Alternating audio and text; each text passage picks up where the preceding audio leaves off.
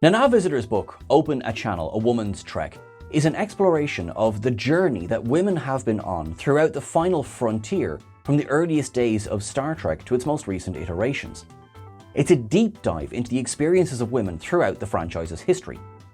It's both an easy read and it flows really well, but it's not afraid to show some pretty stark depictions of what it was actually like behind the scenes. As Star Trek began in the 1960s, one could easily assume that things were a bit rougher for women then, and that is the case, but while things have improved, there are issues that continued on after that time. We're going to go through some of the biggest revelations that came from the book, but we also must stress, do pick up a copy of the book for yourself. It is most certainly worth the investment and most definitely worth the read. With that in mind, I'm Sean Ferrick for TrekCulture, and here are the 10 biggest takeaways from Open a Channel, A Woman's Trek. Number 10.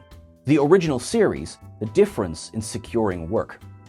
From Star Trek's earliest days, there's been a dichotomy of what it represents versus the world in which it actually exists. Roddenberry's vision of the future was something that hoped for full equality between men and women, unless the woman's name is Janice Lester, and one where everyone would have full agency. This, of course, was not always the case behind the scenes. Grace Lee Whitney spoke in her autobiography, The Longest Trek, My Tour Through the Galaxy, of the abuse she suffered at the hands of an unnamed executive. But Nana also focuses on some of the early marketing for Star Trek, which featured Grace Lee Whitney quite heavily. One image that was circulated to media outlets featured scantily clad imagery of Grace, but it was nothing to do with Star Trek. It was simply using her body to help spread the message of the show. This message was seemingly at odds with what Star Trek would profess itself to be. Tanya Lamani George, who was cast as Kara in Wolf in the Fold, also spoke about how casting worked in Hollywood at the time. She claimed that sex was simply an expectation from many of the men working as executives in Hollywood, although there were many good actors in the industry as well. She does suggest that, rife though sexual favors were in Hollywood in the 60s and beyond, there was still hope even then that things were starting to improve. Number 9. Jennifer Lien's struggles. Though Jennifer Lien's struggles are quite well known in 2024, Open a Channel shines a light as to what it was actually like working on the set at the time. Visitor was unable to interview Jennifer Lien for the book, so she relies on testimony from those who were present. It paints a sad, complicated picture. The common rumor is that both Lien and Garrett Wang were up for the chop at the end of season 3. However, between seasons, Wang appeared on one of the most beautiful people in the world lists, which led to Lien getting the axe. The truth is not quite so straightforward. Lien was already beginning to suffer the effects of mental health issues at the time, and according to Jerry Taylor, who of course was co-creator and executive producer on Star Trek Voyager, she found herself unable to accept help from those around her. The sad truth is, she became unreliable when it came to call times, and from the executive's point of view, it really left them with no other option. There is no right way to deal with mental health issues, and that is something that the book goes into detail in describing, but sadly at the time, it seems that the show just wasn't able to accommodate Jennifer Lien, and she was let go. Number 8. Clashing pregnancies, creating disparity. Though Nana Visitor joined Star Trek a couple of years after Gates McFadden, and in fact a couple of years after Gates rejoined Star Trek, she speaks about an issue that affected them both. While filming the episode Remember Me, Gates discovered that she was pregnant. So she went to the writers and producers and asked them to write the pregnancy into the show. You see, there'd been this trope at the time of hiding pregnant women behind briefcases and potted plants and desks just so that the baby bump wouldn't show. She was, however, told no, they couldn't do that because they were writing a pregnancy into Deep Space Nine. Visitor believed that this was her own pregnancy that caused the clash. However, there is an issue with dates here. McFadden gave birth in 1991 and Deep Space Nine only went into production in 1992. So what's likely is that somewhere else in the franchise there was a pregnancy that was causing a clash. Regardless of the details, the results remain the same. Dr. Crusher spent a lot of season 4 wearing that baggy doctor's coat that she made famous and standing behind desks, briefcases, potted plants, the usual tropes. Now, if you skip forward to Star Trek Picard Season 3, actually, the dates would line up kind of nicely for Jack Crusher, although that does raise a few questions as to what exactly was going on between Crusher and Picard during that season of Next Generation. Number 7. Keeping the writers away from the actors. In today's Star Trek, writers will often sit down with the actors and discuss the planned arcs for their characters, often taking on board the actors' advice. This is something that Visitor really found prevalent on Star Trek Picard, Star Trek Discovery, and Star Trek Strange New Worlds. However, this is a relatively new development for Star Trek. Back in the day of the Next Generation and Deep Space Nine, the writers were actively instructed to stay away from the actors. This was seen that the actors would then not be able to affect the writers in their work, which is actually seen as a strength in 2024. I won't lie, I can see the logic from a very removed point of view, but it still caused a division between the two camps. Now, there was one writer who apparently completely ignored this edict, and that writer was Ira Steven Behr, who would of course go on to run Deep Space Nine. Number 6. No time for new parents. Let He Who Is Without Sin is one of the episodes of Deep Space Nine in which Nana Visitor does not appear. That is because she was giving birth to her son, Django. Because of this, she was written out of the episode. The same could not be said for Alexander Siddig. Even though he had just become a new father, he was expected to be on set the next morning. Visitor recalled that this was one of the few times she truly saw Siddig upset with production. Django was born during the night, but Sid was expected to be in the makeup chair as scheduled. There was no accommodation or moving around scenes for him. In several of the book's chapters, Visitor speaks about the challenges that parents faced while working in Star Trek. In fact, she recalled one producer saying she should have thought about call times before choosing to become a mother. This was as opposed to offering any kind of aid or suggestions for childcare. It was evidently a fairly brutal place to be for a time. Number 5. Brannon Braga's reflections. Brannon Braga was instrumental in crafting Star Trek Enterprise. He joined Star Trek back as an intern on The Next Generation and would go on to co-write Generations and First Contact and co-create Star Trek Voyager, including giving 7 of 9 to the universe.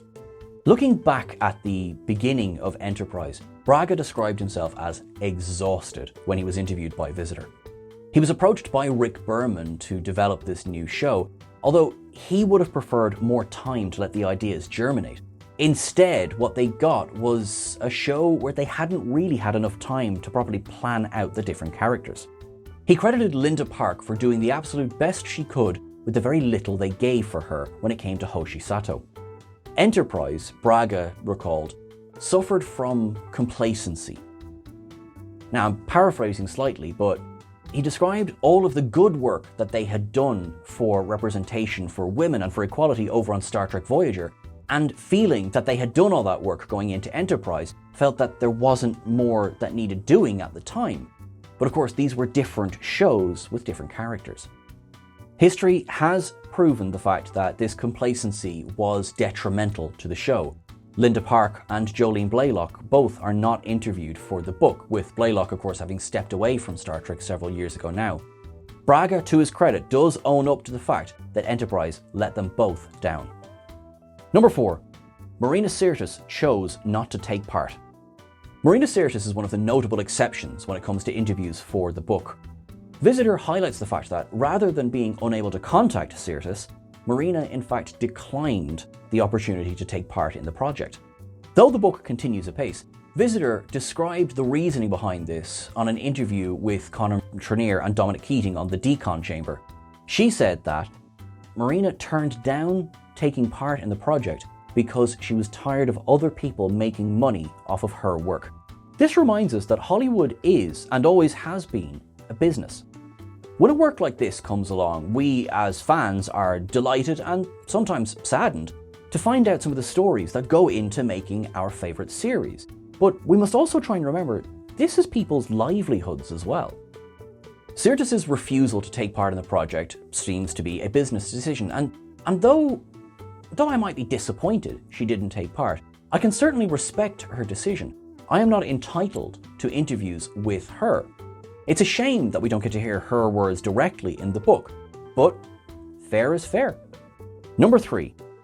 What you see on screen rarely reflected reality. The most difficult part of the book to read is Nana's account of her assault. It deserves to be read in her own words, so I'm not going to go into it here. I'm just going to talk about the days that followed. The attack occurred before filming was to begin on the episode Heart of Stone. That episode features Kira prominently, and though she spoke to her colleagues about what happened, she still went ahead and filmed her scenes. In the episode, Kira is encased in a crystalline formation that covers most of her body. She writes about the anxiety that this caused in her, particularly with her trauma being so fresh in her mind.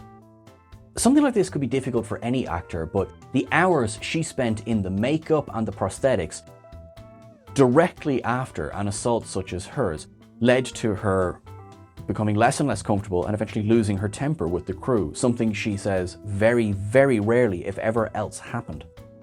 This is something that she chastises herself for, claiming that she was in the wrong for this, and perhaps by definition she might have been.